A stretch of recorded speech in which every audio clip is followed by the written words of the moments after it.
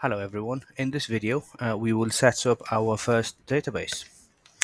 Now to create our first database, we need to connect to the SQL Server Management Studio. And to do that, you can find that from your file, from your start menu. So mine is under SQL Server Tools 2019. Click on this one. Right, so now the SQL Server Management Studio, that's loaded. We've got our instance name that's selected for us already. We're connecting to a service type of the database engine, and authentication. This is Windows based. We do have a section about authentication later on in this course, so we will cover the authentications and their different types in that section. But for now, we'll just keep this as Windows authentication. Server name selected. Click on connect. Right, once you connect it to your SQL Server Management Studio, you do have your folder under your instance name, which is called databases. So just right click on the databases, select new database. Once you have your new database selected, you will be able to see this window popping up on your screen. Now we do have the database name. This is going to be the name for our database, which I am, for the purpose of this course, I'm going to be creating a database that's called demo. And when we put the database name, you should be able to notice the logical name updating in terms of the files. So you'll have a demo file and you'll have a demo underscore log. We'll go through some of these options as well, just so you know what they are for. So the first one is your logical name. That would be your database name, which is demo. And then you also have your log information. So log information is everything that's changed in a database. For example, you're adding a table, you're updating a table, you're making changes to your table. This log information will keep a record of that with a timestamp. So you've got your logical name, and then you've got your file type. You've got two different files in here. So the first one, as we said, is rows data. This will be your table row data. You've got your log information.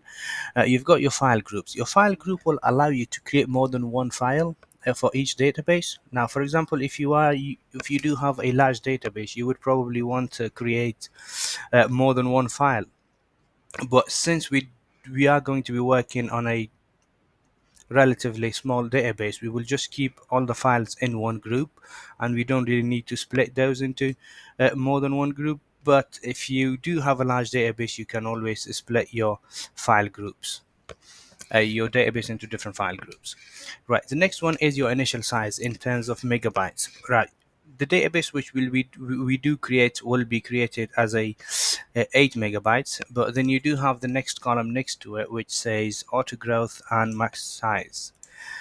So you've got 64 megabytes and you've also got unlimited next to it. So what that means is when we do hit 8 megabytes in terms of our data on our database, our database will automatically be expanded, or it will automatically grow by 64 megabytes. And we do not have any cap on the max size of the database, so this could just grow unlimited. But if you do want to change any of the settings in here, you can just literally click on these three dots, and you can say you want to increase the file in terms of megabytes by 64. You can bring it down. You can yeah you can increase or decrease the number, but if you don't want to do it in terms of the megabytes, you can always do this by percentage, say 10%, and then say 20%, well, 10%, 1%, 11%. So yeah, depending on how you want to change this one. But for my database, I'm just going to keep everything by the default, so I'm not going to change any of these details. Just click on cancel. I'll return back to the main screen. So yeah, the next option in here is about the path, and that path is where your file will be stored on your computer. So mine is going to be on C program files, Microsoft SQL Server, and then you've got your SQL Server instance name. After the instance, you've got a folder which is called data, and inside the data, we'll have two files created. One of the files will be called a demo file, which is your database, and another would be called demo underscore log, which is the logs for your database. And you can also rename your files. Well, you stick with the defaults for everything. Now, the next options that we do have is the options. So the options menu. First thing that we do see here is collation. The collation is when we do return or ask for a data and that is returned to us in a format. What that means is it is the sort order. So you've got the ascending and descending. So yeah, by default, I'm going to keep this as a default. So SQL Server will decide how the data is returned to me. But if you do want to change it, you can change this as well. So you do have a sort order. You need to think about where you are in terms of your business settings, your the location and geographical location. Yeah, but yeah, as I said, I'm just going to keep this as a default also.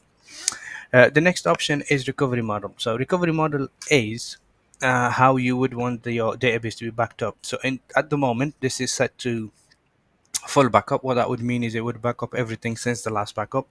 You can also do backup only changes. In large databases, you usually would want only the changes to be backed up. So for example, if you backed up your database last week and then anything that's happened from last week until this point today, you would just back up your changes. But there is a module about backup and recovery later on in this course. We will cover the full backup and the different types of backups that there is and you can use to back up your database in that module. And then the next one is about the compatibility level. So compatibility level is everything that we do in 22 and newer version, but you can also change your uh, uh, compatibility level to any previous databases as well. So you can start to support things from 2006 8 and onwards. But yeah, since we cover in the course is about 2022, so we'll just start from 2022.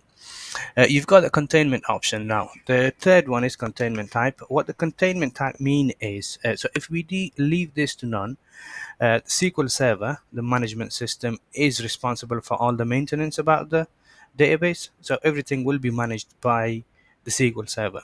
But what you can also do is you cannot have this one as partial. What partial would mean is, you can maybe say something like, I'll manage the database container will manage the users and their login details, and the rest would be managed by SQL Server. But if you don't have a reason to do partial management, you usually leave this by none, which is what I'm going to do for the rest of this course. This would be just everything would be managed by the SQL Server uh, Management Studio. Right. So the rest of the options are you do have these ones. I don't think we need to change anything in here at this point, but these are the options that are available for you. You can change them as and when required. But for now, nothing will change in here. We'll just keep these as it is. You've got the file group option. So now the file group option is that if you have a large database and you decided to keep your files in different locations, different hard drives, you can select or add your file groups. But since we have decided we'd only want them to be a single file and we're just keeping them in the same place in our local machine, we don't really need to add any file groups or select anything that we've created already. So yeah, once everything is set up to your requirement, just click OK. Right, so now that we've clicked OK, if we open up the databases folder, you should now be able to see a database that's called demo. So with that, you've just created your first database, and in our next video, what we'll do is we'll add some tables to the database, and we will start working with adding the data to the table, and as well as designing the table as well. So that's what we learn in our next video.